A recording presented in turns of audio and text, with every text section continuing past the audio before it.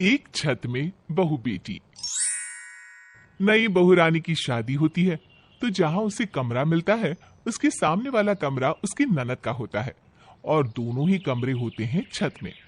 ऐसे में क्या होता है, बहू और बेटी जब दोनों आ जाए एक ही छत में, देखिए जरा। बहू, बहू कहाँ मर गई? अरे बारिश हो रही है, छत से कपड़े उतार ला। माँ जी वो लेली दीदी कमरे में ही है, रुकिए उनको बोल देती हूँ, वही उतार लेंगी कपड़े। हाँ, जब भी कोई काम बोलो तो ये टाल ही देती है। क्या है माँ जी, जब उनका कमरा भी छत में है तो छत के काम वो भी तो कर सकती है ना। सास क्या बोलती है? बहू ननद को फोन कर देती है। क्या है भाभी, मैं तो सो रही हूँ, जब उठूंगी तो उतार दूंगी कपड़े। लेकिन लिली तब तक तो कपड़े भीग जाएंगे ना। हाँ तो क्या हुआ, फिर सूख भी तो जाएंगे। अरे कपड़े ही तो है, कोई रूई थोड़ी ना है जो गीले हो गए तो सूख नहीं पाएंगे। भाभी को भी ननद की बात ठीक लगती है, वो भी कुछ नहीं कहती और काम पर लग जाती है। लेकिन जब थोड़ी देर बाद ही बेटा भीगते हुए घर आता है। बहू देख, राजू भीग कर आया है, तौलिया तो दे उसे। तौलिया लेने छत पर जाती है तो देखती है कि सारे तौलिया तो भीग गए हैं। वो क्या करती, पहले तो सारे कपड़े उतार कर साइड में रखती है, फिर ननद की खैर लेने उसके कमरे में जाती है। लिली, तुझसे कहा था ना कि कपड़े उतार देना, पानी बरस रहा है, अब क्या करूं? तौलिया गीला हो गया है और तेरा भाई आया है भीग कर। माँ जी तौलिया मांग रही है। भाभी, अच्छा एक काम करो, माँ की साड़ी दे दो पोछने के लिए। माँ कुछ कहेगी तो मैं देख लूंगी। पक्का तू देख लेगी ना? जाऊँ ना मैं? अब बोल दिया ना भाभी, क्यों चिंता कर रही हो? बोल दिया तो बोल दिया, समझी? बहू पति को सास की साड़ी देती है। बेचारा गीला पति खुद को माँ की साड़ी से साफ कर रहा होता है कि सास चीख पड़ती है। क्या है बहू, तौलिया कहाँ है? मेरी साड़ी क्यों गीली कर दी? तभी बहू की नजर ननद पर पड़ती है। माँ वो क्या है ना, तौलिया मुझे चाहिए था तो मैंने तेरी साड़ी दे दी भाभी को। अब 24 घंटे को भाई बीवी के पल्लू से बंधा रहता है, अब इसी बहाने तेरे पल्लू की खुशबू तो आएगी इसे। फिर याद है कैसे तू भाई कभी गिला हो जाता था तो उसे अपने पल्लू से पोंछती थी, है ना माँ? हाँ माँ, तेरी साड़ी की महक आज भी वैसी है। कितना सुकून है माँ तेरे पल्लू में। सास खुश हो जाती है। बेटा, जो बात माँ के सेल्फिश लव वाले पल्लू में होती है ना, वो बीवी के प्रैक्टिकल लव वाले पल्लू में कहाँ। बहू को बहुत गुस्सा आता है, लेकिन जैसे ही वो कुछ कहने जाती है, भाभी वो छत पर आपकी साड़ी रखी है, जाकर अंदर कर लीजिए नहीं तो गीली हो जाएगी, रेशमी सी है ना। ननद और भाभी दोनों साथ साथ छत पर रहती तो दोनों के बीच बॉन्डिंग भी अच्छी बनी हुई थी। एक रोज भाभी सो रही थी कि उसकी नजर छत पर पड़ती है जहाँ उसे कोई परछाई खड़ी सी दिखती है। ये क्या है, कौन हो सकता है? लिली कमरे में अकेली है, कोई उसे परेशान ना करे। एक काम करती हूँ, डंडा लेकर धीरे से दरवाजा खोलती हूँ। वो जैसे ही धीरे से दरवाजा खोलती है और परछाई पर जोर से वार कर देती है कि एक आदमी जोर से चिल्लाता है और जमीन पर गिर जाता है। सामने खड़ी होती है लीली।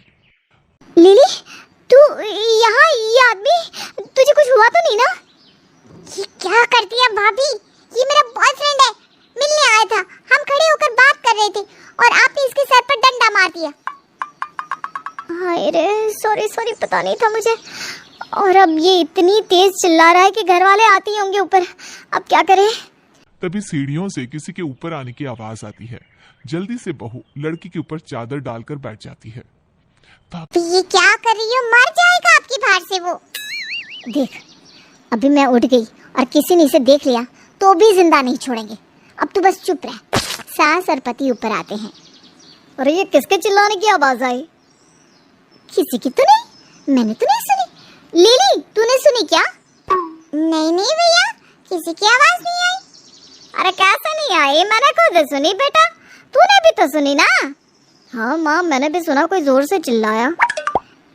अरे वो तो मैं रियाज कर रही थी। वो क्या है ना, लिली ने कहा कि भाभी गाना सुना दो तो। तभी जिसके ऊपर रानी बैठी होती है उसे दर्द होता है। वो रानी के भार से परेशान हो रहा था। वो फिर जोर से चिल्लाता है।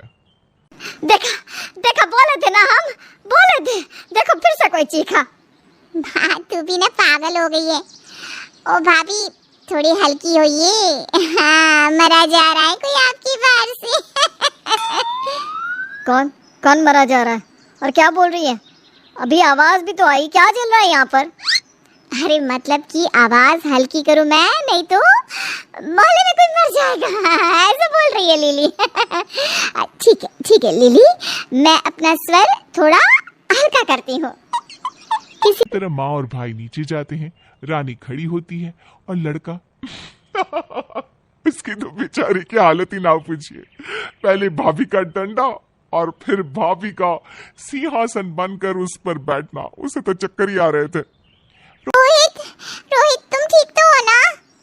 रोहित फिर से जमीन पर गिर जाता है।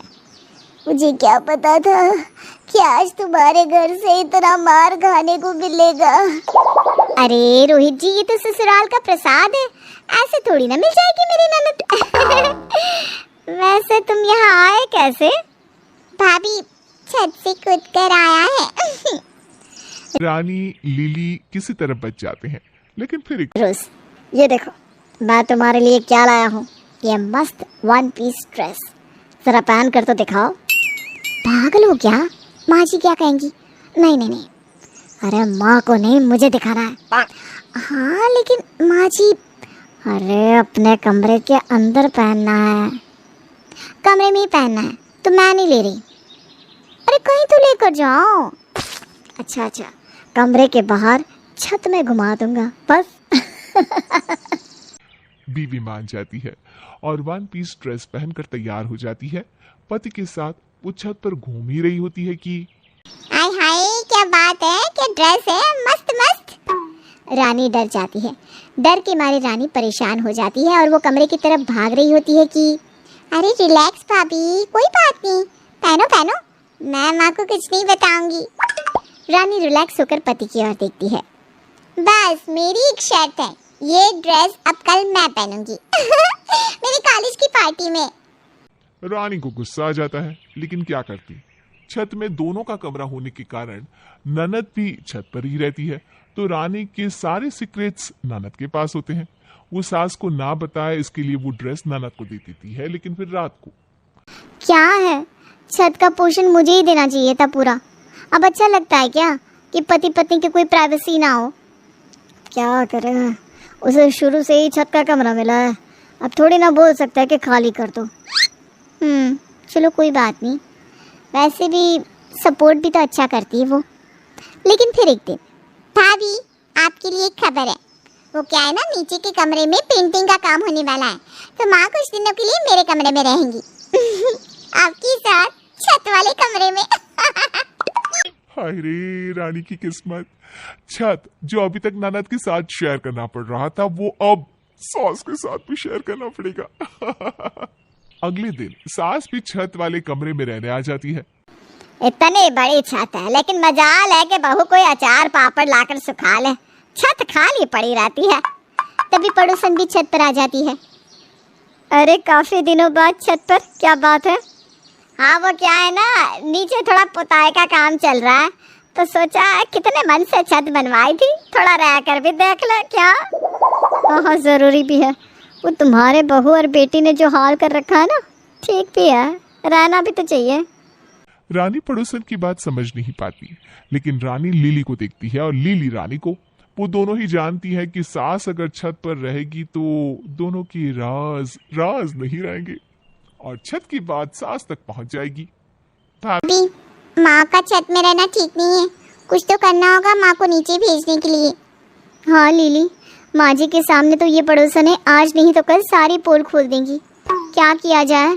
लिली को आइडिया आता है, वो नीचे जाती है और फोन की घंटी बजाती है। माँ, ओ माँ, नीचे आइए, मामा का फोन है। पता है ना उन्हें मोबाइल पर बात करना पसंद नहीं। माँ नीचे आती है, फोन पर बात करती है, फिर ऊपर जाती है।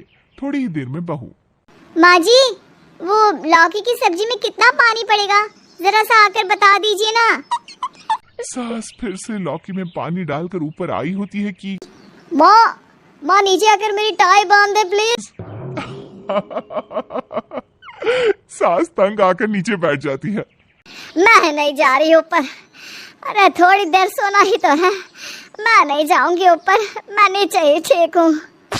तो देखा, बहू और बेटी का छत पर साथ रहना कितना रंगारंग है।